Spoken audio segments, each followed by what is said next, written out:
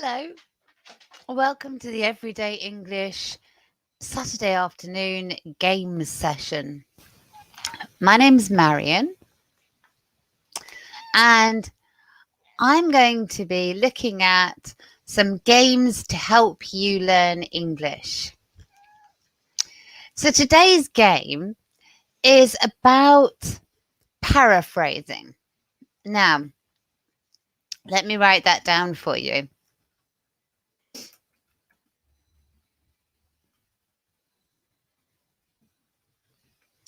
Paraphrasing.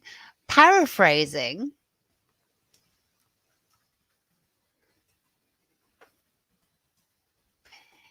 is saying the same thing in a different way.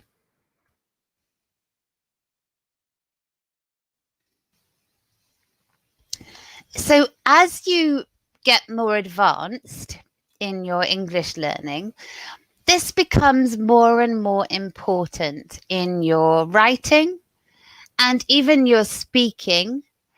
So sometimes in an exam, especially IELTS, for example, the IELTS exam that to help you get into professional bodies or into a university course, expects you to be able to say the same thing, but in a different way.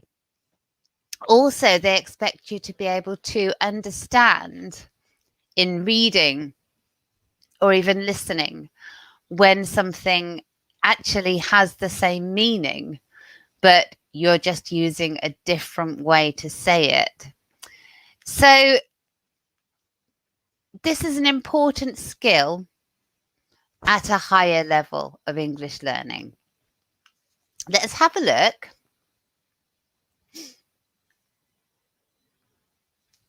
These are some quite simple examples of paraphrasing, and they're more about how we can change the structure of a sentence to say the same thing but in a different way. But they are very useful to know. What you will also find as you go up in your English learning is that you need to do this with your vocabulary as well. So English learners will become, when you first start learning English, you know things like one word, which means something. But as you get more advanced, you learn that in English, we often have more than one word to mean the same thing. And your vocabulary grows. So let's have a look as we start this game.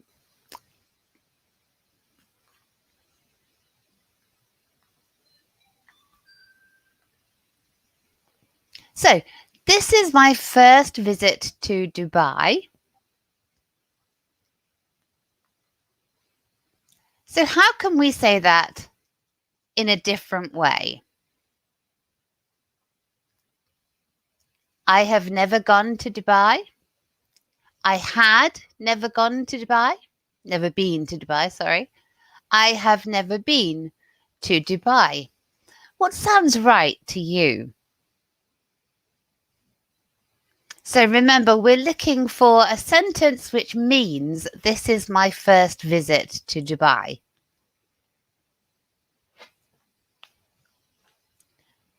So this had never been is past perfect.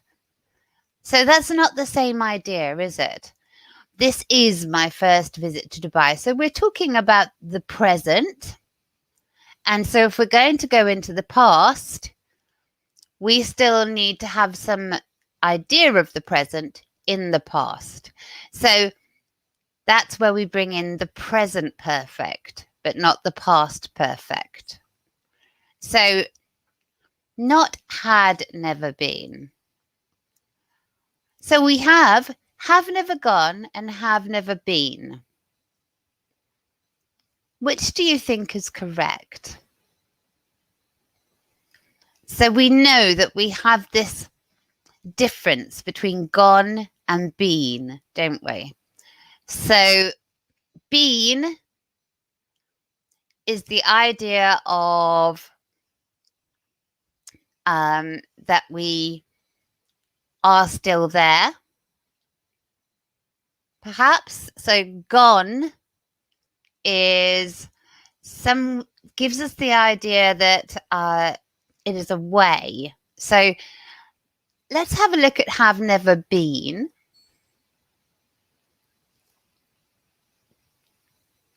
Good. So Mike is the best swimmer. Nobody swim as well as, swims as good as, swims as well as Mike. Which sentence is grammatically correct and means the same as Mike is the best swimmer?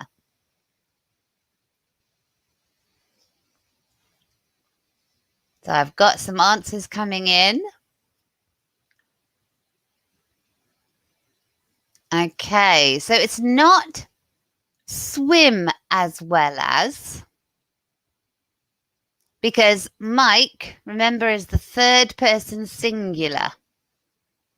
Yes, so when we're talking about the present simple and it's the third person singular, we can't have swim, it would be swims. Okay, so now, yes, somebody is suggesting swims as well as. So why would it not be swims as good as? Do we say swims as good as? No, good is an adjective and we're describing the verb swims. So let's try this then. Let's see if you're right. Yes, well done. Okay, let's have a look at the next one. You've got really nice cars. What something you've got? Nice cars. A nice car. Cars which are nice. Hello, Steve of the Outlook. Good. I'm really glad you're enjoying it. Nice to see you. So what do you think? What sentence means the same as you've got really nice cars, but we're saying it in a different way? What something you've got? So let's look at these top two. What nice cars you've got. What a nice car you've got. Cars which are nice. Well, it seems like a long way to say it, doesn't it? We normally have the adjective before the noun. So I don't think we really need cars which are nice. So what do you think's right? Nice cars or a nice car? What ends up with the same meaning as you've got really nice cars?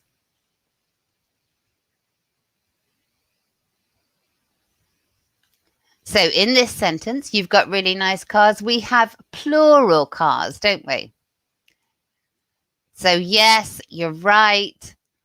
We are looking for nice cars. Okay, I got this watch 5 years ago. I've got this watch for 5 years. I've had this watch for 5 years. I've had this watch since 5 years. Which is the correct paraphrase?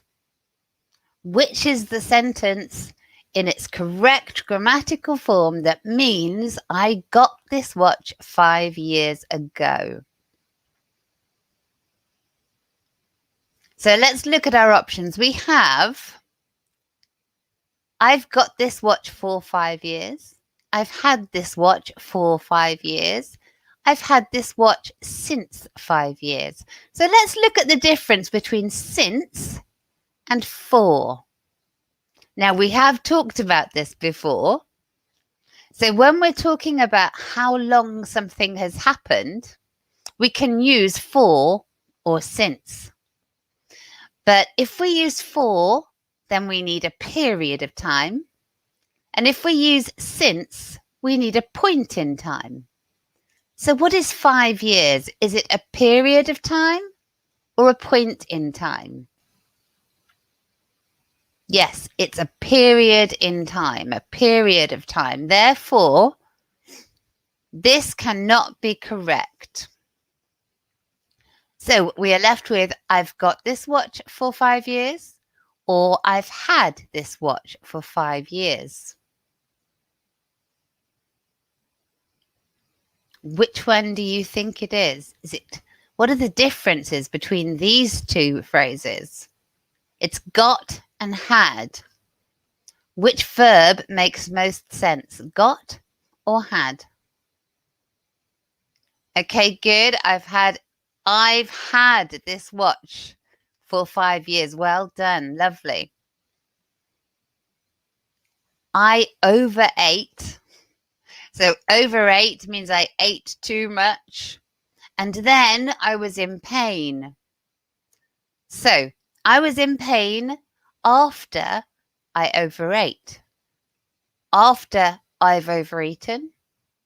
After I'd overeaten. So we need a paraphrase, we need a sentence which means the same thing. And the first sentence tells us two things happened in order. Firstly, I overate. And secondly, I was in pain. So I was in pain has now become the first part of the sentence. So the second part of the sentence needs to show that it was the past before the past of being in pain. So what tense do we use to show that something is in the past, but it's in the past before the past that we are talking about? So a little further back on the timeline. Can you remember what tense do we use for that?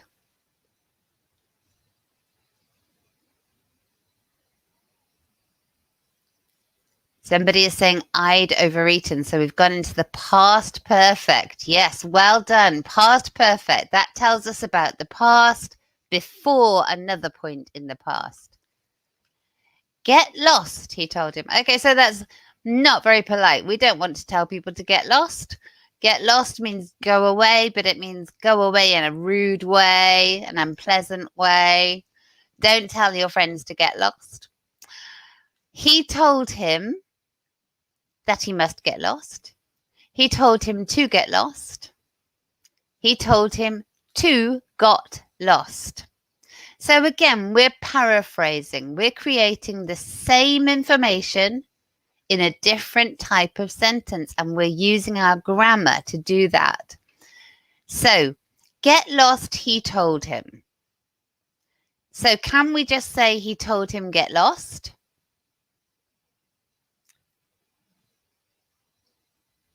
No, because this is not in speech marks anymore. So we have to make it reported speech.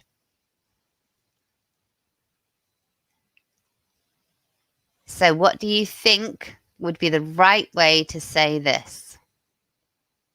Okay, I'm getting a, let's try this. Somebody says B. Yes, he told him to get lost.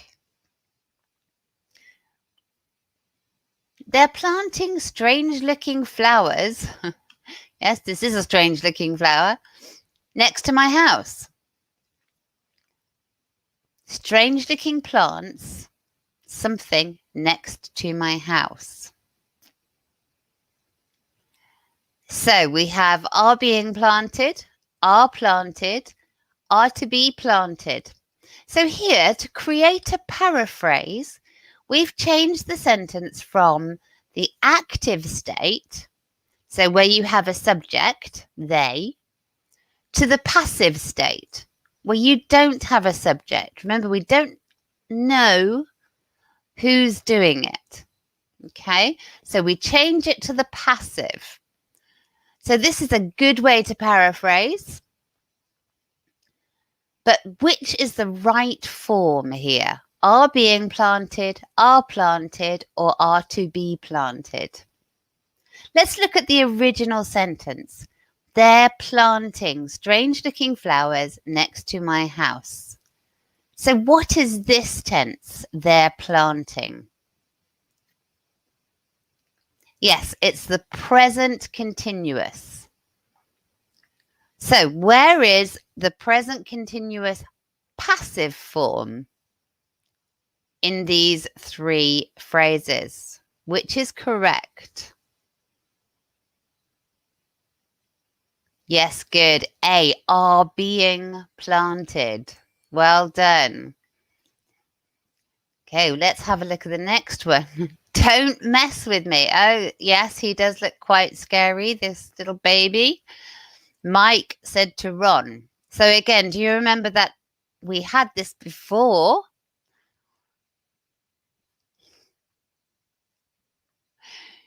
Yes, I agree, Steve the Outlaw. I would not want to mess with him. He looks very tough.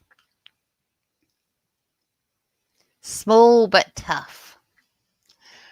So can you remember what we did before, where we changed something from direct speech that we have in speech marks, to reported speech? What did we do? So we couldn't say Mike told Ron, don't mess with me. We had to change it. Which one looks correct? So remember, this is reported speech, so we're not talking about me anymore, because that is what Mike was directly saying. So this has to change to him, because we are talking about him as a third person now. So it's not me, so we know it's not B. So let's have a look at these two sentences. Mike told Ron to mess with him. Mike told Ron not to mess with him. Which one has the same meaning as the first sentence? Don't mess with me, Mike said to Ron. Is this negative or positive? Yes, it's negative. So we need to have the equivalent in our new sentence, not to mess with him. Good. Can you see how we're creating sentences with the same meaning, but we're using different grammar forms? This is something that is very important as you move along with your English learning. This is the best burger I've ever eaten. So our options are, I've never eaten such good burger before. I never ate such good burger before. I've never eaten such a good burger before. So can you see what we've done here? In order to create a paraphrase, we've changed ever to never. So we've made the sentence negative, but we're going to give the same information. This is the best burger I've ever eaten. So I've never, so we've changed it round. So now we just need to check the grammar. Which is the correct form, the correct grammatical form for our second sentence, so that it means the same as the first sentence, so that it is a good paraphrase. I've never eaten such good burger before. Is that correct? Or is there something wrong with that particular phrase? What do we need usually in front of a noun in the English language? So hard for some of you learners, I know, because you don't have it in your own language. But yes.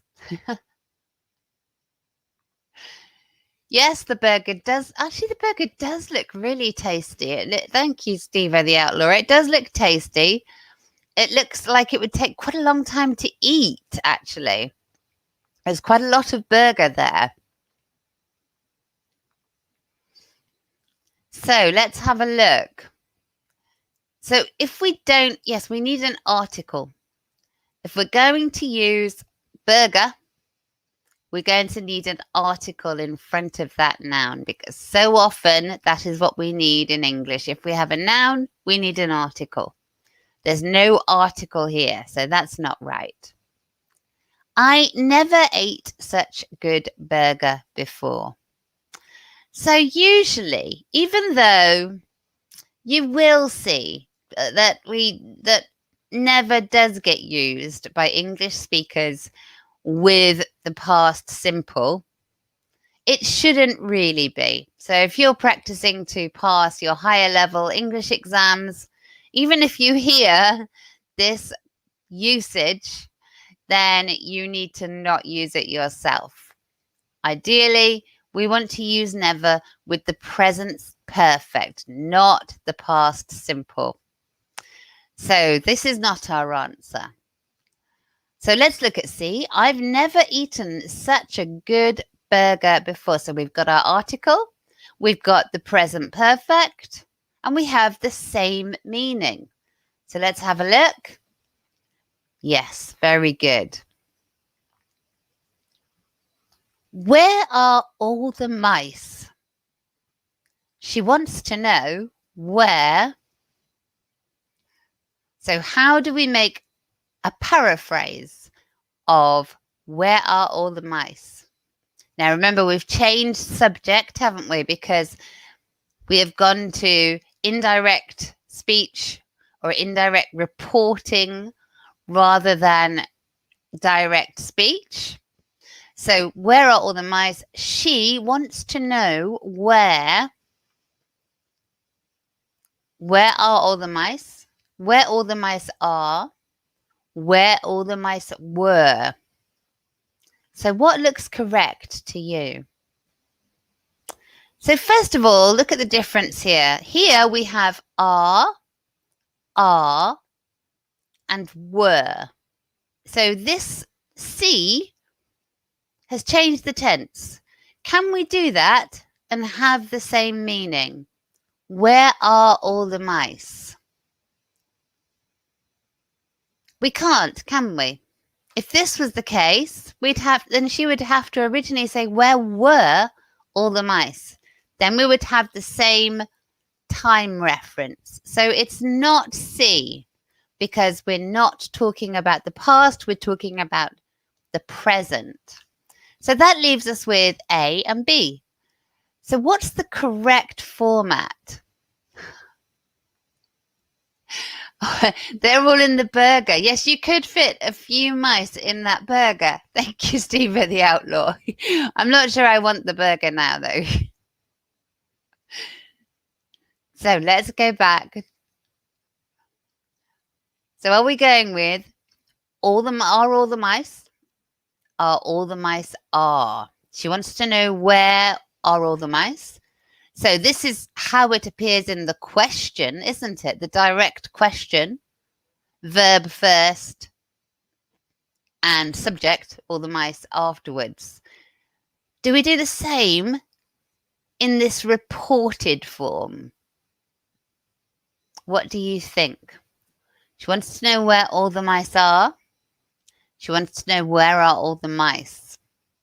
Again, this is difficult for English learners because this inverting of verb and subject is not always something that you do in your own language. Okay, somebody is saying B, all the mice are. So we're treating it like a sentence, not a question. Yes, very good. She's more talkative than Sarah. Talkative is a good word. Talkative means somebody who talks a lot, but it usually means somebody who likes talking, somebody who is chatty. Chatty is another word for maybe you sometimes don't feel so talkative and you want to be around somebody more quiet, but talkative is not a bad thing to be. So she's more talkative than Sarah. So our options are Sarah isn't as talkative as she is. Sarah isn't less talkative than she is. Sarah isn't as talkative than she is. So can you see we've actually swapped the subject again here? In order to get this paraphrase, we've swapped the subject. In the first sentence, she, whoever she is the subject, and Sarah is the object, the person we're comparing to. In this next sentence, in our paraphrase, we've made Sarah the subject, which will mean that she is the object, the person we're comparing to. So we know that Sarah is not as talkative as her. Which phrase will tell us that? So Sarah isn't as talkative as she is. Sarah isn't less talkative than she is. Sarah isn't as talkative than she is. So we've gone into the negative again. So this is a positive sentence. Now we're creating a negative sentence in order to create our paraphrase. We're saying the same thing, but we're using a different grammatical form to do it. So we have as talkative as, less talkative than, as talkative than. Which sounds correct to you? So we're talking comparatives. When we talk about comparatives, we can either have more than or less than, or we can have as and as. So what makes sense here? Isn't as talkative as. So by this we mean isn't the same amount of talkative as her. Is this true? Yes, it is. Isn't less talkative than. So this would mean that Sarah isn't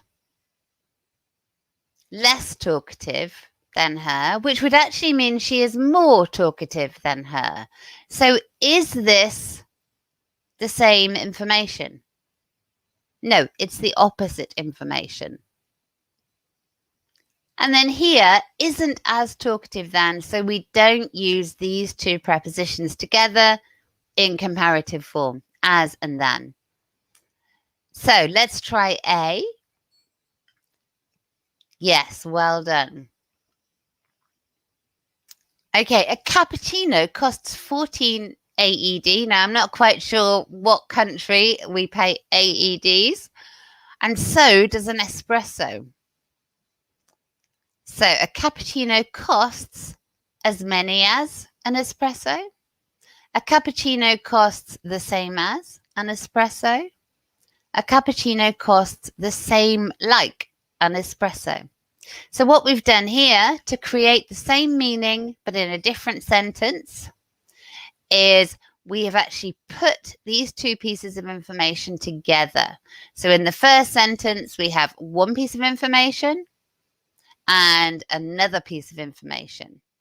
Here, we're putting them together in a comparative way. So a cappuccino costs as many as an espresso. Does that sound right? Do we use many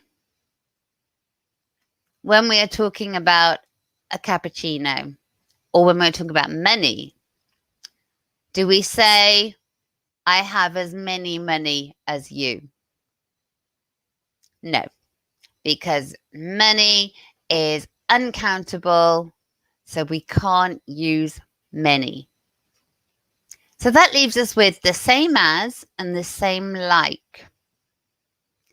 So what sounds better? A cappuccino costs the same as an espresso, or a cappuccino costs the same like an espresso. This is knowing your prepositions, and I know prepositions are often very challenging in English. So, the same like. We don't say the same like. We say the same as. Okay. Someone will instruct you what to do. You will be instructed what to do. You will be instruct what to do. You will instruct what to do. So again, we need this sentence to have the same meaning as this sentence, exactly the same meaning, so that it's a paraphrase. So let's look at C. You will instruct what to do.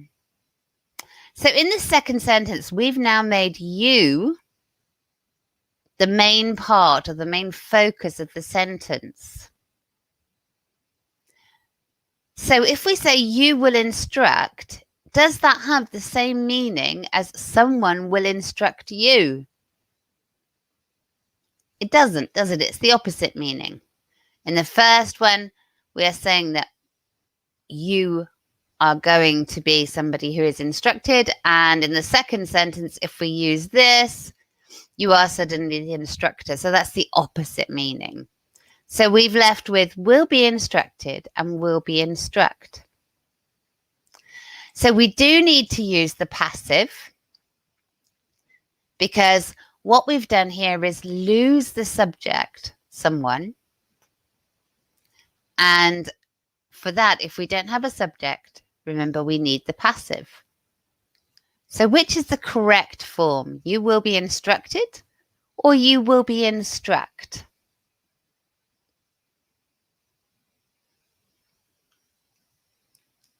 Yes, it needs to be instructed. Well done. Okay, just one more. Skating here is forbidden. So forbidden means no, you cannot do that. So you shouldn't skate here. You mustn't skate here. You aren't allowed skate here. So this is an interesting one. So skating here is forbidden. Forbidden is a very strong word. You simply cannot do it. Does shouldn't skate give the same idea? We use should and shouldn't. Do we use them to say you must never do something? Or do we use should and shouldn't to give our opinion, to give advice, to say what we think you should do, but not what we think what you must do? Yes, should is not strong enough to be used in a paraphrase of the first sentence. Mustn't skate. You mustn't skate here. Is that strong enough? Yes, it is. If you mustn't do something, that is the same meaning as you are forbidden to do something. You aren't allowed skate here. Is that correct? So aren't allowed would be correct. Aren't allowed has the same meaning as to be forbidden. So that's fine. But we just cannot say aren't allowed skate. We need aren't allowed to skate. So which is our correct answer? It must be mustn't skate.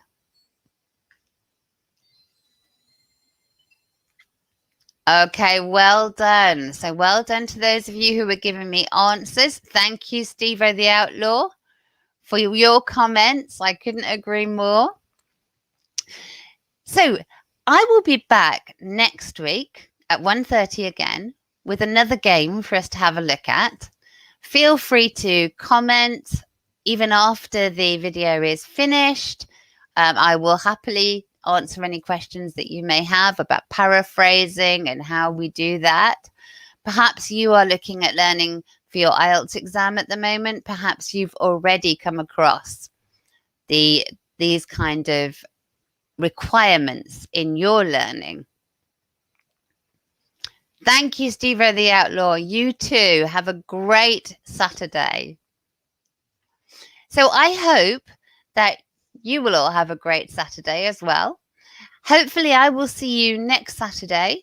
I will be here at 10:30 for our weekly conversation cafe and at 1:30 for our next game session. So please feel free to join me.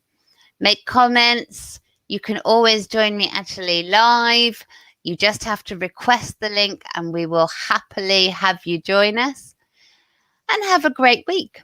Have a great Saturday. See you all next week. Bye for now.